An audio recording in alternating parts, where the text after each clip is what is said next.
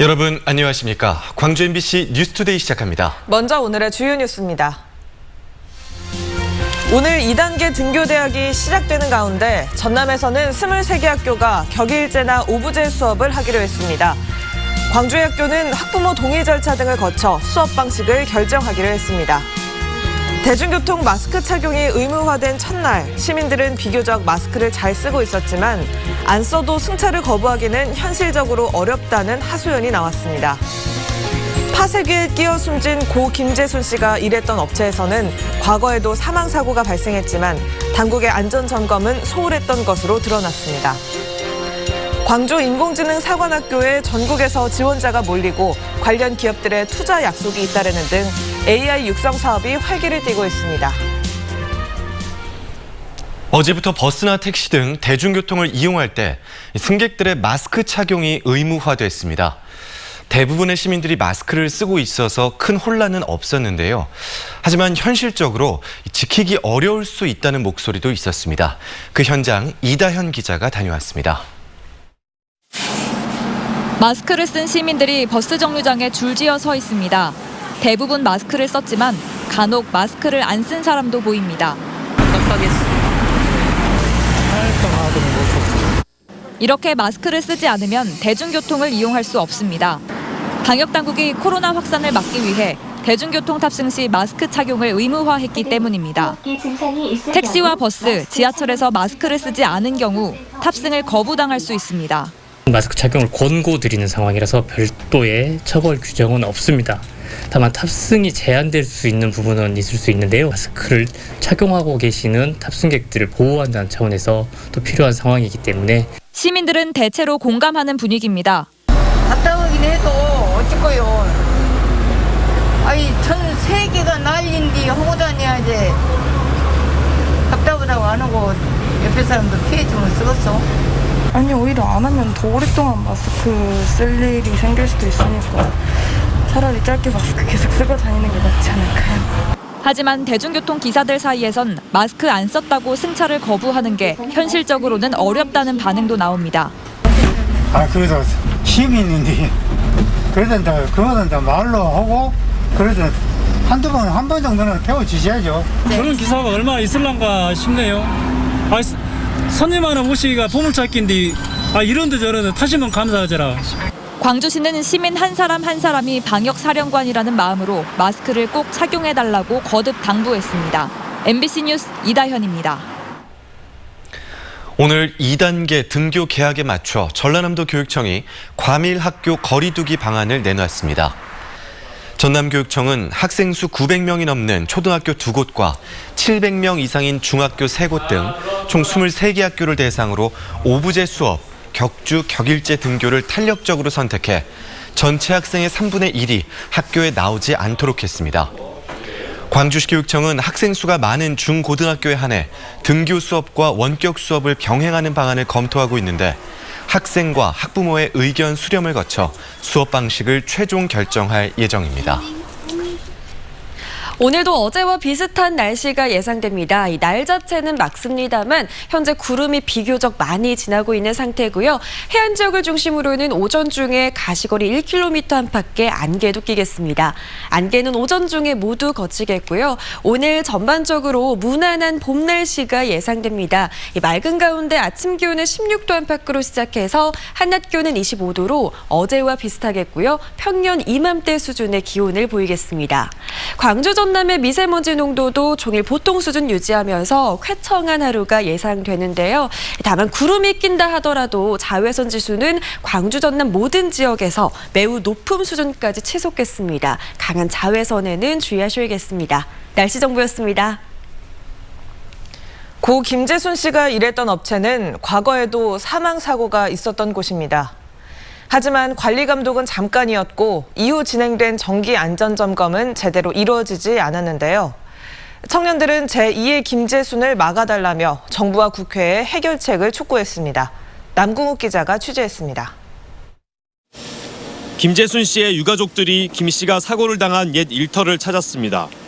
김 씨의 유품인 옷을 받아든 아버지는 참담한 마음을 감출 수 없습니다.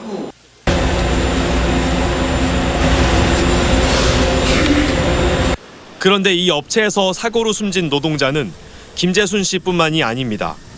지난 2014년엔 또 다른 파쇄기 컨베이어 벨트에 60대 노동자가 목숨을 잃었습니다.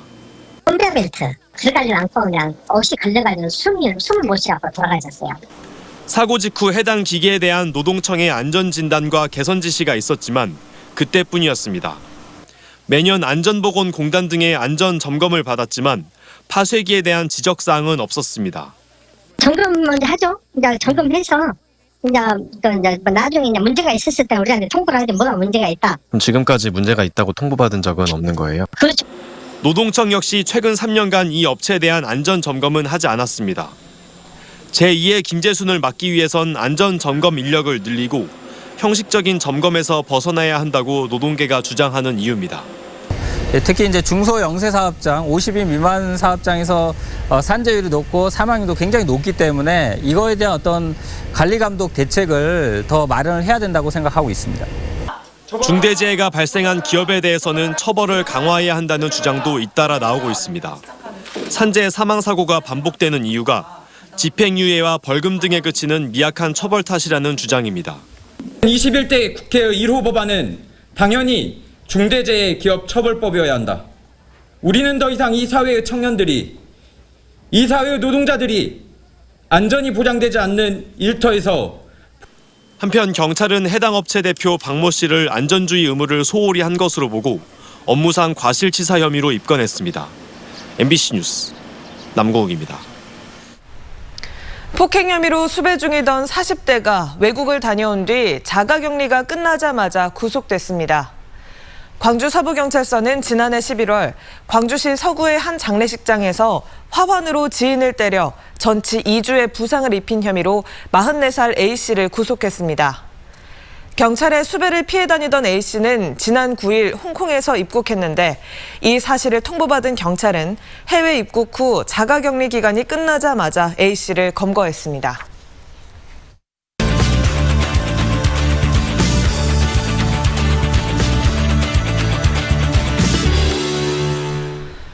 미궁에 빠진 사건을 시원하게 해결하는 모습, 탐정하면 떠오르는 이미지일 겁니다. 오는 8월부터 우리나라도 이 탐정을 공식 직업으로 인정하기로 하면서 관심이 모아지고 있는데요. 지난 주말 광주에서는 처음으로 민간 자격증 성격의 탐정 시험이 치러졌습니다. 좀 더 자세한 내용 대한탐정연합회 김유성 광주시 회장과 이야기 나눠보겠습니다. 회장님 안녕하세요. 네, 안녕하십니까. 네, 안녕하십니까. 지난 주말 시험 이야기부터 좀 해주시죠. 어떤 분들이 시험을 보셨습니까? 지난 일요일 주말에 강주에서 총 110명 탐정 시험을 응시했습니다. 여기에 광주지방경찰청, 동서남부 광산경찰서 6개 기관과 민간이 30명, 경찰관 30명이 응시를 했는데요.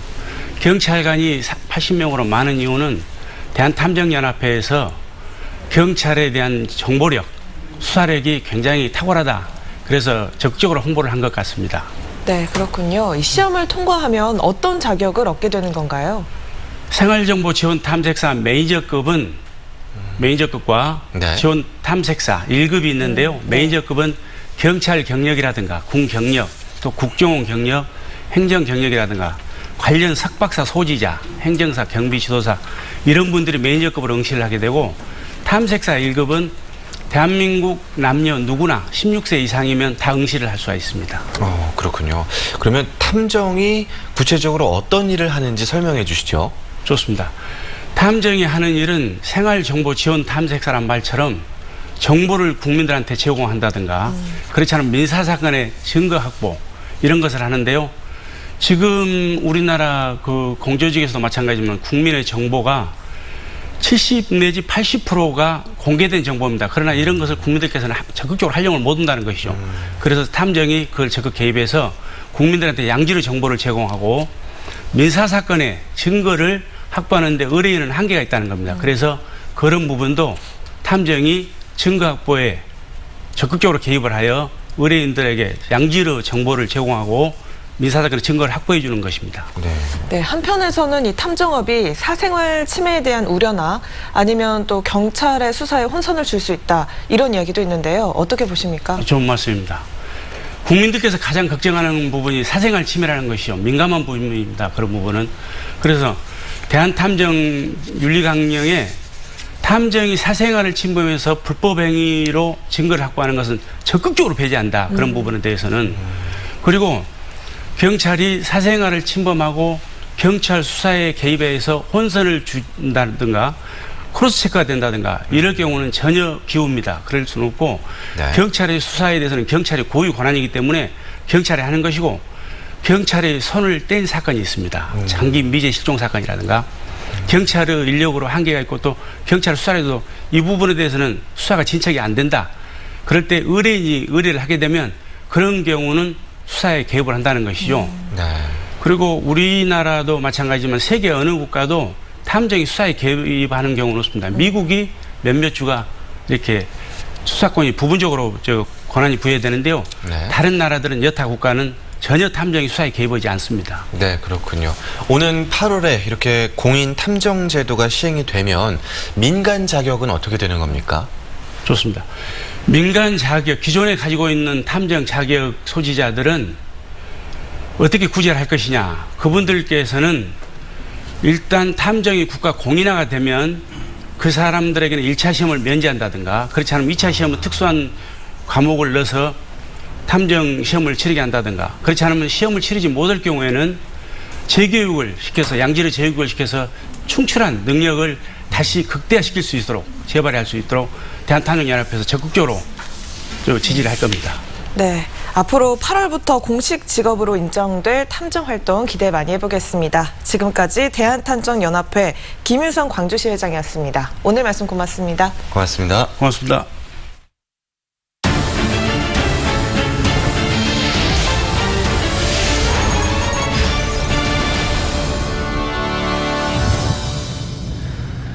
광주시의 인공지능 육성 사업이 속도를 내고 있습니다. AI 실무형 인재를 키워내는 이 사관학교는 현재 전국적인 관심을 받고 있고 기업들의 투자 약속도 잇따르고 있습니다. 송정근 기자가 취재했습니다.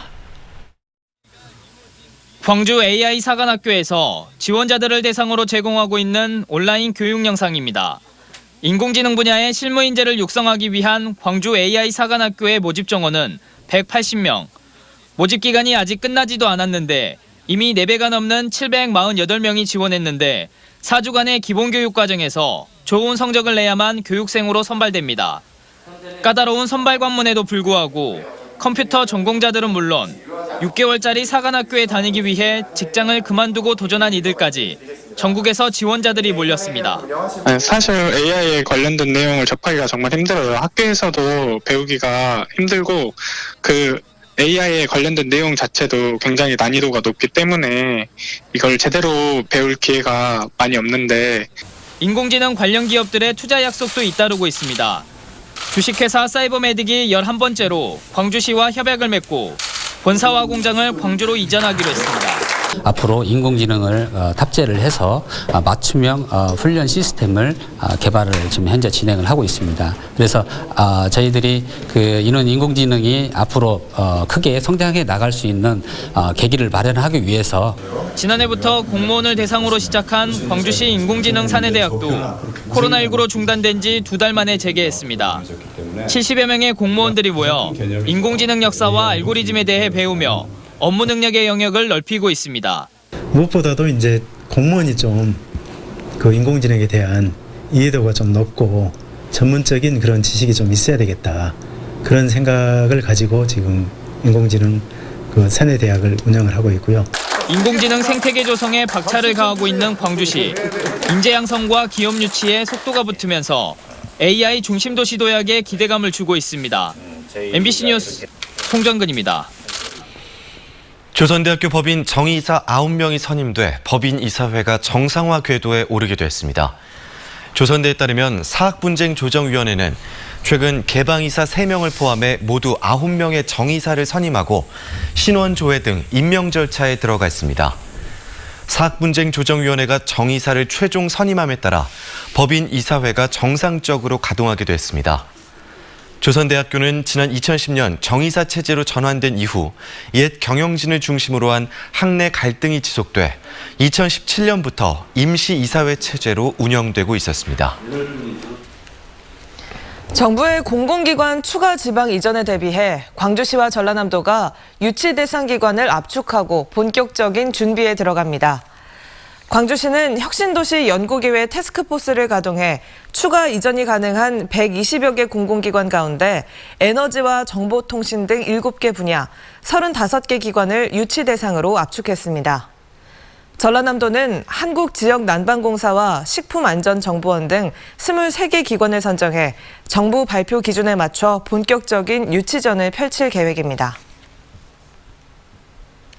광주시가 올해 수소 전기차 265대를 보급하기로 했습니다. 지원 대상은 광주시에 석 달 이상 거주한 시민이나 광주 지역 법인 사업장으로 출고 순으로 보급될 예정입니다. 보급 예정된 수소차 가운데 65대는 취약계층과 생애 최초 차량 구매자, 수소충전소 구축 부지 인근 주민 등에게 우선적으로 지원됩니다. 수소차 구매 지원을 원하는 시민은 신청 서식을 작성한 뒤 오늘부터 자동차 판매점에 제출하면 됩니다.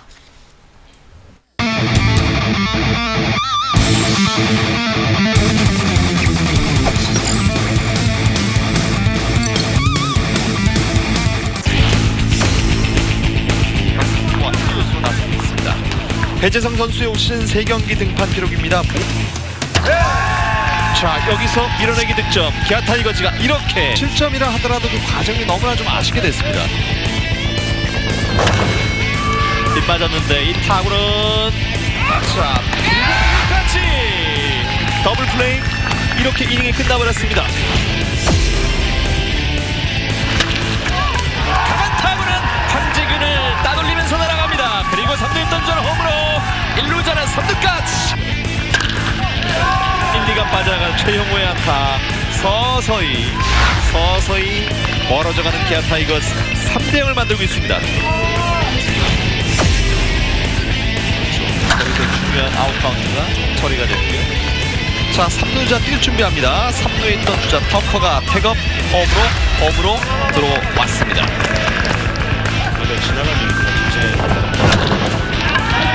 바로 여기서 안타를 오늘 본인의 두 번째 안타를 만들어내고 있습니다. 공이 뒤로 빠져버렸어요. 결정적인 실책이 나옵니다. 아하, 그리고 로하스 3루까지. 김삼진 오늘 경기의 마지막을 알렸습니다. 최종 스코어 4대1. 기아 타이거즈가 오늘 경기 KT와의 시리즈 첫 경기를 잡았습니다.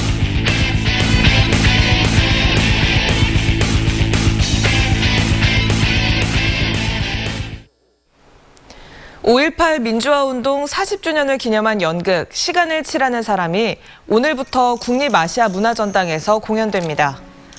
옛 전남도청을 무대로 한 이 연극은 도청 외벽을 흰 페인트로 칠하는 주인공 가족과 이웃들의 이야기를 통해 비극적인 현대사를 돌아봅니다.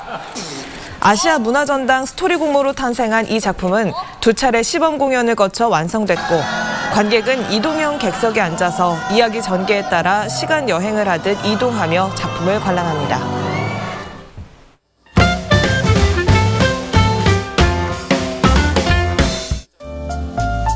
콘택트 렌즈를 끼면 안구 건조증 개선 약물을 함께 넣을 수 있는 기술이 개발되고 있습니다. 기존 안약보다 오랜 시간 적정 농도를 유지하는 것이 핵심으로 렌즈 보존액 안에서는 약물이 소실되지 않다가 눈에 착용했을 때 약물이 나올 수 있도록 설계됐는데요. 전남대학교 윤경철 교수팀은 해당 내용으로 5년 동안 산업통상자원부와 한국산업기술평가관리원으로부터 36억 원을 지원받게 됐다며 상용화됐을 경우 큰 경제적 효과가 나타날 거라고 기대를 드러냈습니다. 전통 예술의 산실이자 예술인들의 사랑방이었던 나주 신청이 새로운 문화 공간으로 재탄생했습니다. 신청은 조선 후기부터 예능을 연마하고 교육하던 친목 공간인데요. 특히 나주 신청은 정창업 등 조선 후기 명창들을 배출한 곳입니다. 나주시는 원도심에 있던 전통 고택을 교동교 인근에 옮겨 짓고 판소리나 창극, 산조 등을 체험할 수 있는 신청 공간으로 활용할 계획입니다. 코로나19 걱정을 덜 수 있는 이동식 무대 차량 공연이 매달 마지막 주 수요일 문화가 있는 날에 열립니다. 첫 공연은 오늘 오후 4시부터 빛골 시민문화관 앞 야외광장에서 진행되는데요. 전통 연희 공연과 함께 재즈, 발레 공연이 이어집니다. 또 서양음악과 국악의 앙상블이 무대 마지막을 장식합니다.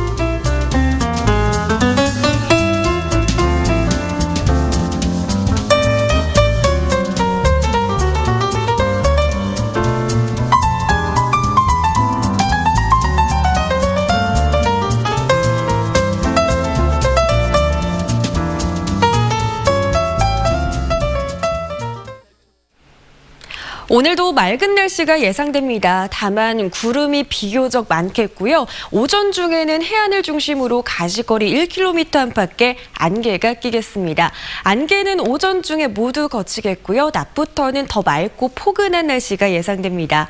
아침 기온 15도 안팎으로 시작해서 한낮 기온은 25도로 기온도 어제와 비슷한 가운데 평년 이맘때 수준의 날씨가 이어지겠습니다. 광주 전남의 미세먼지 농도도 종일 보통 수준 유지하면서 공기도 깨끗하겠습니다. 다만 강한 자외선에는 주의하셔야겠습니다. 낮 동안에는 햇볕이 강하게 내리쬐면서 광주 전남 모든 지역에서 자외선 지수 매우 높은 수준까지 치솟겠습니다. 광주의 현재 기온 16도 안팎 보이고 있습니다. 낮 기온은 25도 안팎으로 오늘도 일교차는 10도가량으로 크게 나겠습니다. 목포의 낮 기온은 21도, 강진의 낮 기온은 25도 보이겠고요. 순천의 낮 기온 27도 보이면서 낮 동안에는 덥겠습니다.